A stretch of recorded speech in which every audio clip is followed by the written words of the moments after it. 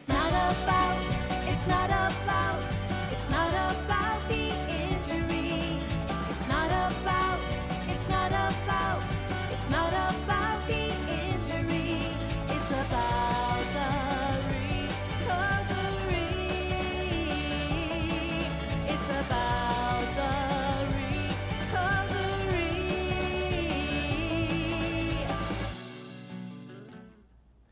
Hi folks, Paul Padda with you with another episode of the Paul Padda podcast. Today I have a really interesting guest, Judith Pinkerton. Welcome. I am so happy to spend time with you, Paul. And Thanks I'm for very having happy me to here. have you here. So this is a topic we're going to talk about today. You are a musical therapist. Is that correct? So we take the AL off of it and just say music. Music therapist. Okay. Yeah. Very cool. I mean, to me, it's kind of obvious that music can be a form of therapy. It changes our moods. But I'm going to be really interested to hear more of the scientific basis for how music can be a form of therapy. Why don't you tell our viewers a little bit about your business and a little bit about yourself? How long have you lived here? What brought you to Vegas? And what does your business do? Okay. So I relocated from Anchorage, Alaska, Anchorage, down Alaska. to Las Vegas, Nevada. Are you a native of Yeah. Anchorage? Well, I lived up there for 25 years. Wow, okay. So a long time. It's not every day you Moved meet up there when someone I was from small. Anchorage. Yeah. There's a lot of Hawaiians in Vegas, not a lot of Alaskans that I'm aware of. No, and we know who we are. Yeah. A small band of people. Uh-huh. So what happened was I had an experience in Anchorage where as a violinist, I had a talent agency up there, and so I was always performing all the time. And I had an opportunity to put a recording together for a loved one who was going through emergency back surgery. And when he came out of the recovery room and into his hospital bed, I pushed play on the Walkman at the time. And he was listening to solo violin music that I had recorded the night before in the living room. And within 30 minutes, the nurse had come in and was getting ready to administer post-surgical high blood pressure medication, and he didn't need it. Yeah. His blood pressure had come to normal range, listening to the music for 30 minutes. Wow. So she whipped around to me and said, "What's he listening to?" And I was like, "Me?" Yeah. I was actually embarrassed because it was not done in a recording studio. I just did it at home real quick for him. So she scratched out that medication had not been used, that music had been used instead Okay. to bring his blood pressure into normal range. So that's what lit the passion for me. So I started investigating what I could find about music's therapeutic applications. Yeah. And I really wasn't finding a whole bunch at that point. In Anchorage, what I found was a lot of metaphysical stuff, chakra stuff, and I was like, it's just not deep enough for me. I want Right. research, I want all of that. So when I moved to Vegas, I bumped into a music therapist and started finding out that there was a whole profession and started going immediately to conferences. Well, music although a therapy very small conferences. profession from what I understand, correct? Yeah. So how many there's physical therapists are there? so music right now, therapists are there in there Vegas? are about 8,000 Okay. excuse me, across the country. So in Nevada, there's less than a couple dozen. Okay. So it is a small profession. Where would people find you on the web or anywhere else if they wanted to come in and get this therapy? So if they wanted to come to me personally, our website is very simple. It's themusicforlife.com. Themusicforlife.com. Yeah, THE, Is the music four is with the number 4? with the number 4. I see, okay. Life.com. Okay, Yeah. very good. And it's got a lot of information on there. Over the last year, we have populated online platforms to make it really easy for people to access us. In fact, the work that I did 13 to 15 years ago at Nellis Air Force Base with commanders there was so desired, but not readily available to masses because of the lack of technology at the time. So this last year we spent a lot of time completely rebranding ourselves and putting everything online. Yeah. So we just did a complete training at Shepherd Air Force Base Wow. in Texas last month. Okay, so and generated a report for it because all of the airmen were able to access everything on their cell phone. okay. Off All of the your courses, everything. Yep, the life.com. right. So now everybody, I think, in the world has heard a song or some form of music, and if they haven't, then they really must be living in a cave somewhere. They live a very deprived life. Music I think it's self-evident and an obvious statement that music is transformative. We all have emotional reactions to certain types of music. Your therapy, explain what it does. And I mean, I'm assuming you're not just playing a boombox and here's a song and listen to it. It's more than that, right? So, as a music therapist, having worked with literally populations from cradle to grave, and everything in between, music therapy is actually the application of music making. And so a variety of instruments are used. We can also do songwriting and lyric analysis and drumming. And the protocol that we're talking about today is a music therapy informed protocol where we call it music medicine, where it's not music therapy. Music therapy requires a credentialed therapist interacting with a client in a therapeutic relationship, applying music interventions that address musical and non-musical goals. So you don't have to be a musician to benefit from music therapy sessions that are either done in group or individual sessions. And so music therapy is delivered by the music therapist. The music medicine protocol can be delivered by a music therapist, but most importantly, I've converted it for easy access, for a do-it-yourself program, so that once you understand through doing the coursework, you've got the language down and you've got the understanding about how to apply music as medicine. So it takes what you already know and augments it. Okay, so let's say I've been in a car accident. I've gone through some surgeries. I'm having issues with my back. I'm dealing with chronic pain now. I'm depressed because it's not the person I used to be. I don't feel as active. I've got Paul Padda Law representing me, but they're handling the legal end of it. And they tell me that, hey, we're all about the recovery. Yeah, I want to recover. I didn't ask for this accident to happen. How would you help that person? So it's recognizing first, what, if any, music are they choosing to listen to? Because it's going to describe what their health story is. So it's kind of like reverse engineering, looking at your music listening habits. Let's say they listen to classical music. Okay, so then there's a variety of classical music, right? A whole century's worth. Of course, So then it's identifying, well, what kind of classical music are you wanting to listen to? So if you're looking at Mozart, for instance, as opposed to Stravinsky. It's a big difference. Those are different moods. That's true. So Mozart tends to be light and happy or soothing. Yes. Kind of like wine. Red versus white. Stravinsky tends to be more chaotic, more dissonant. They're both really valuable in the emotional continuum. So when we look at classifying music, we all have playlists of music. So it's looking at, how do you classify your music? What genres do you like to listen to? So we were talking a little bit, for instance, about your music listening habits. So the same would apply for someone that's struggling with a car accident trauma, where I look at their music lists and how they're already classifying music, what they're drawn to, because their music listening habits are going to represent what their mood problems are, potentially. So usually what will happen is we will push play on music that matches where we're at. It's what I feel like listening to right now. So if they're in depression, they could be pushing play on music that is either matching that or is kicking them into the future, or they're trying to do that where they want to feel better. They want to feel more relaxed, or they want to feel happier. What might happen if they're not doing the music medicine protocol, which is a pill formulation, they are possibly listening either to music 24/7, because if they don't listen to it, they sink right back into feeling depressed. So as long as they got the music on, they're doing okay. If that's happening, that's a sign that they're probably in what I call a chronic unsettled comfort zone. So think about that. Break it down. Chronic all the time. Unsettled are those moods of feeling anxious, angry, depressed, or sad. Comfort means that they have gotten to the point of just functioning, just learning how to function in life despite feeling like that. I think you described most of the legal community. It's just a joke. Well, let's go to another step here. That's a whole other topic. So when that happens, your energies could be disguised then.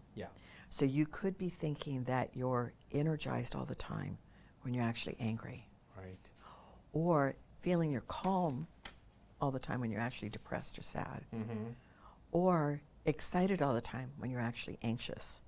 And these are three very distinct danger zones because your music listening habits then are going to revolve around those. And you're going to be pushing play on music that matches anger, matches anxiety, matches depression, but you're calling it calm music, exciting music, or energizing music.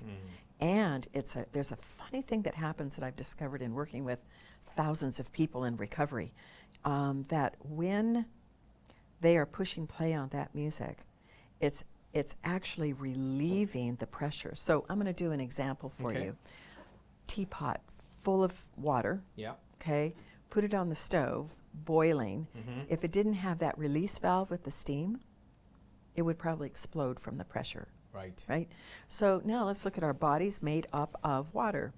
70 to 85%, depending on how old we are, Yeah. of water. So if we start boiling over with a lot of unsettledness, a lot of anger or anxiety or Yeah. depression or sadness, we push play on music that relieves the pressure. Our interpretation is that it soothes us. Right.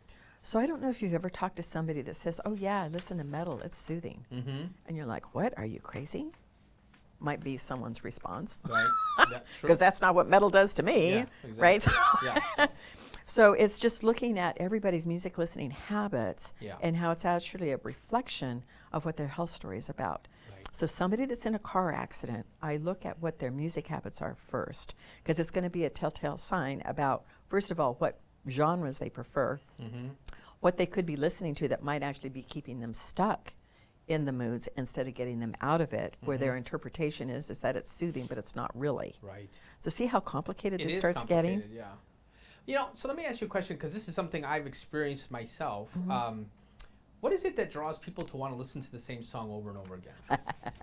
So It is a phenomenon, I isn't know it? it is. It can be called the stuck song syndrome, Yeah. or an earworm, or yeah. So it's weird. What I've discovered in working with a lot of people is that the song is there to give you a message. And once you can decode the message, the song goes away. Yeah. Interesting. It's surgically removed. You lose interest Once in it. you understand Yeah. why it's there. Right. So then it's like reverse engineering. So how am I going to decode, what's stuck in my head? How do I do that? Yeah. So this series of e-courses teaches you about music, how you're responding to it, what to look out for. So we have an interesting course called Is Your Music Toxic? And then the next one following it is Danger Zones Yeah. of Music Listening Habits. Yeah. And then the one after that is Music Medicine Boot Camp. So it's a series that progresses you through understanding yourself more deeply. You know, I was thinking about this concept of music and how it can change our perspective on things. I was looking at a nature show yesterday on Netflix, and there was a scene, and I noticed in these nature shows, they always have they have background music.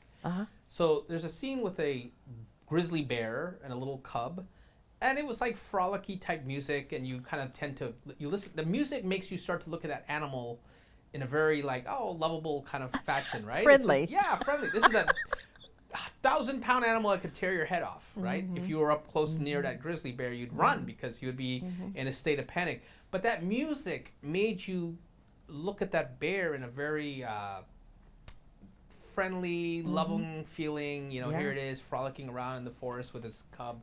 And I just thought to myself, that's the power of, the complete total power of music. I've never seen a political ad that doesn't have music, right? What does that do? It uplifts people. You have some politician talking about soaring concepts like better day waits us tomorrow, and then there's some kind of music that, and it really taps into something in our psyche. But it's fascinating. Yeah. Well, anyways, listen, we have to take a little break here. This Okay. is a section where we call Paul Padda for the people. We throw out some pointers, and then we're going to be back, and we're going to get a lot more pointers from you about music therapy.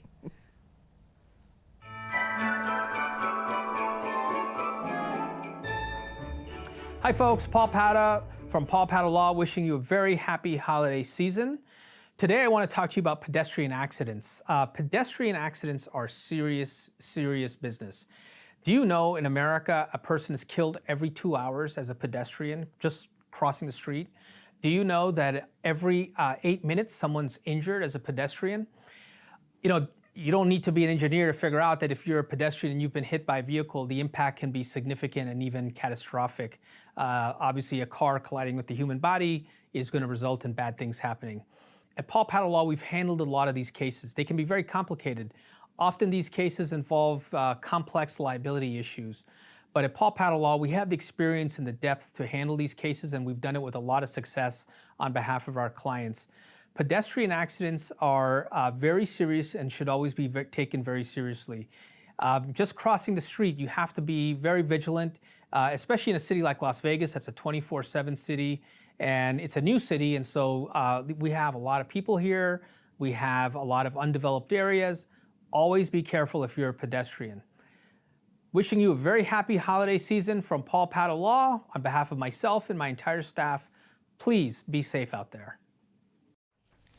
Hey, welcome back, folks. Paul Padda here on the Paul Padda Podcast with Judith Pinkerton of Music for Life, a music therapist. It's a really fascinating topic, and we're learning a lot. So I want to play our theme song here at our firm and have you listen to it and tell us what's going on. Okay. All right? Let's do it. All right, let's do that.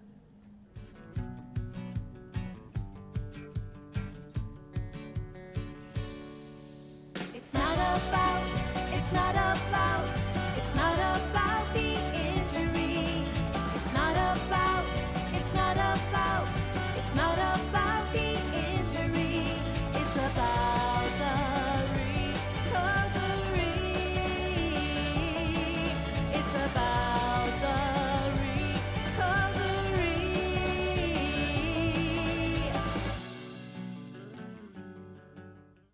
All right, Judith, how dysfunctional are we? So, you know, and it's like, how do you pack in the message Yeah, in 30 seconds? that's right. Right? So the music that you chose. So when we psychoanalyze music, we look at, first of all, the music itself, Okay. and then we look at the words separately. Yeah. And in the system of, I wanted a heavy metal theme, but I got outvoted. So. well, you know, it's an interesting topic with what genre to pick, because you have to look at what is your typical clientele. That's true. Or clientele for the podcast. That's right. That, and how are you going to intrigue them with this? So I think the genre is a wise choice.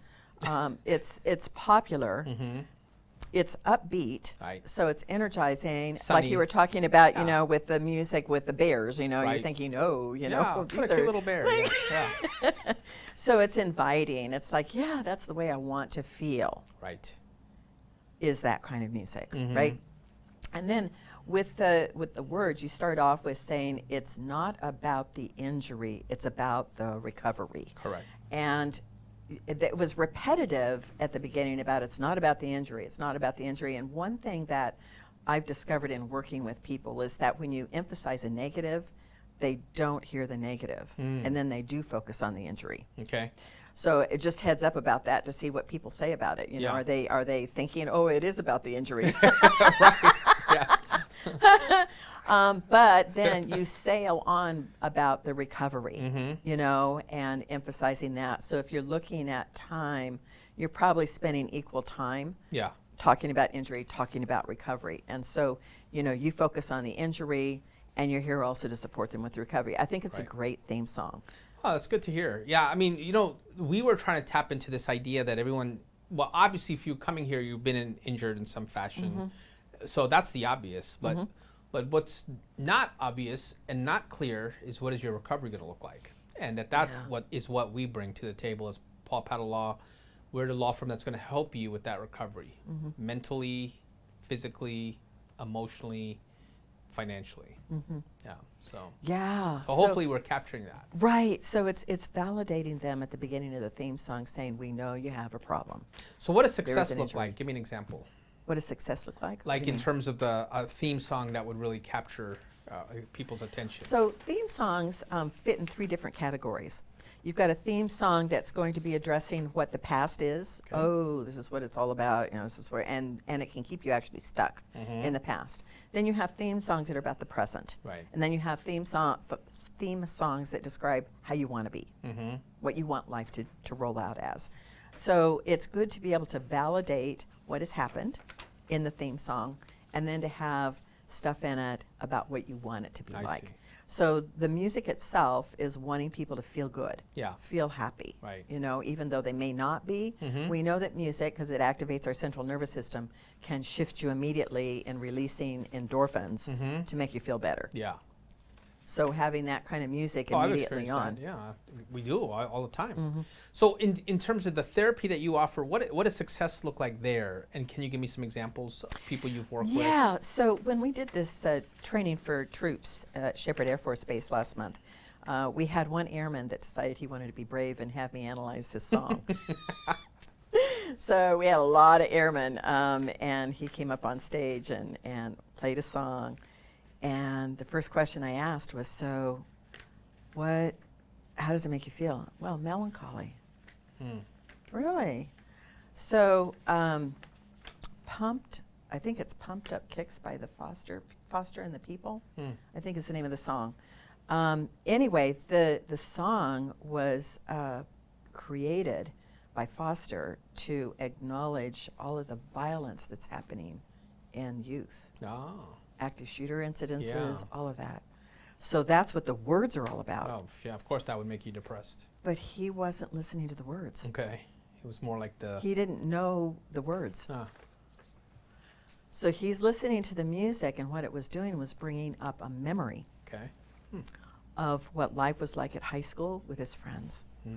And he was realizing that he's never going to have that again. Yeah, That's where the melancholy came from, I see. was the memory of friends that he's never going to have the same thing because they're gone or something's happened with that. So that's where the melancholiness came from. Yeah. Now the music itself was happy and upbeat. So you've got But he- happy, energizing music But he's taking away with something. words Yeah. that are talking about, I want to kill somebody, Oh my gosh, yeah. Yeah, with his memory, not Yeah. paying attention to the words, right. and only remembering what it used to be like that's never going to get duplicated. Yeah. Well, that's really complicated, yeah. See how Like this three different goes? things going on. Yeah. So then what you do in terms of the music medicine protocol is you address the melancholy. Okay. So in terms of this protocol, we validate, just like you do with, yes, you've got an injury, we're going to take care of you. We validate what's going on first Right. with music that matches that. And then we want to neutralize it by going to something that's more soothing. And then we want to shift into a positive mindset, into something that's more energizing. So let's say you're advising a presidential campaign, someone running for president right now. What would be a good theme song? Oh, man. Maybe Donald Trump, Bernie Sanders, Joe Biden, Elizabeth Warren. One of them is going to be watching this podcast. You know, the platform is, of course, wanting to get people behind them. And you have got such a variety Yeah. of mindsets Yeah. and music choices in this country. Yeah. And to come up with a theme song for them on their campaign, it's about who they want to attract, who they think their population is, and what is their message, just like you did with the theme song here. What is their message that they want to portray? Yeah. What do they want to hang their hat on? Yeah. What do they want people to vote for? You know, what do they stand for?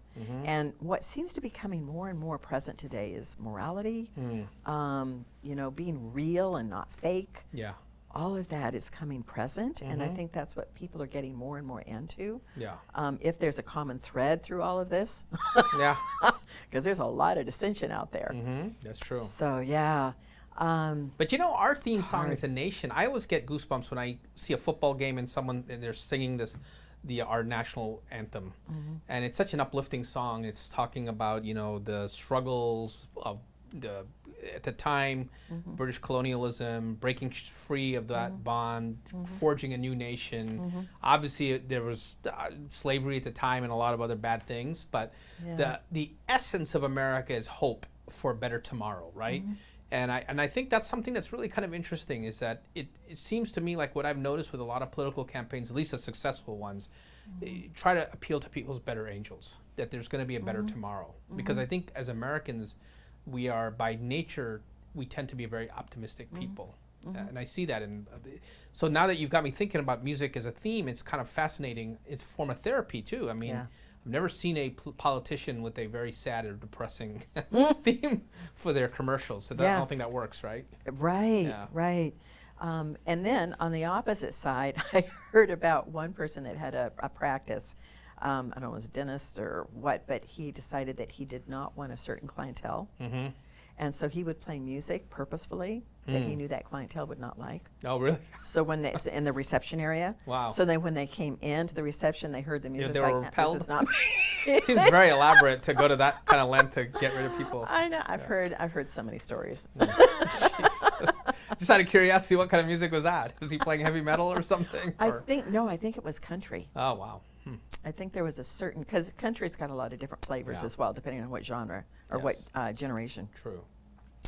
Yeah. Wow. Yeah, there's a variety of ways that you can apply music medicinally, Yes. prescriptively, intentionally. Well, I can definitely relate to that. I mean, I think we all can. We get it. But I never really thought of, I mean, I guess it makes sense that music would be a form of therapy, but I didn't even realize there was an entire discipline dedicated to it. Yeah. That's really fascinating. Yeah, so music therapists. How do you know, get will- certified to become a music Right, therapist? so there's a minimum bachelor's degree. Okay. So there's over 80 degree institutions across the country I see. that offer bachelor's, master's, and possibly doctorate as well in music therapy. So you have to have at least the entry-level bachelor's degree, which they tack on an additional 6-month Okay. internship I see. that you have to complete, and then you get to sit the exam, Oh, there's- national exam, have to okay. pass that, Okay. and then in Nevada, you have to get a license to practice, Mm-hmm. and that's issued by the State Board of Health. So it's a multi-step So I'm getting a process. question from somebody out there. Is changing what you listen to part of the therapy process? It could. If you're in therapy, there's probably a problem mood. Yeah. And a problem mood does not necessarily mean that it's anxiety, anger, depression, or sadness. A problem mood could be not being able to relax, Yeah. Or disassociating and feeling like you're like in dreamland all the time Yeah. and not connected to reality. Mm-hmm. Or a problem mood could be not being happy Yeah. and addressing those. So problem moods are not just in the unsettled category. Right. So then looking at, yes, you probably need to broaden your music diet. So we look at what is a balanced music diet. So balanced music diet has, like you said, I listen to a variety of stuff. I can't name Yeah, it's a just one buffet. genre, Yeah. right? Yeah, exactly. So in this, it's about being able to categorize your music correctly into the right playlist. So if you're stuck in that chronic unsettled comfort zone where music could be toxic, Yeah. you could be putting it in the wrong playlist, and then you'll keep yourself stuck in toxicity. That's not good. Probably not. I think music is a lot like food, right? You have to have the right Yeah. balance. Yeah. Right. If all you listen to is one type of genre, maybe, and it's putting you in a certain mood, there's a problem there, maybe, right? So I had someone, I did a presentation last week, and someone said, so I listen to a lot of Christian and classical. And so is that good? I said, well, in this protocol, we recommend that you have music when you are angry, anxious, depressed, or sad, music that you can validate those moods to help elicit them, Yeah. rather than stuffing them, repressing them, suppressing them. That's great advice. So sometimes just going straight to Christian, just going straight to classical that's only soothing and happy, energizing, may not be the solution. So that's when we create music medicine pills that Right. follows the full formulation of moving through a cathartic experience. Wow, that's really awesome. Okay, once again, I'm sure there's going to be people watching who may want to know more about you and music therapy. Where would they find you on the web? Easily at themusicforlife.com. So it's And THE. 4 is the number 4. It's the number 4. Okay. Yeah, Music for Life. themusicforlife.com. Awesome. Yeah. Judith, it's been such a pleasure. Thank you so Thank much. I've you. learned so much Thank today. you. All right, folks. Well, that's a wrap for another episode of the Paul Padda Podcast. Be safe, be happy, listen to good music. And until next time, we'll see you then. Take care.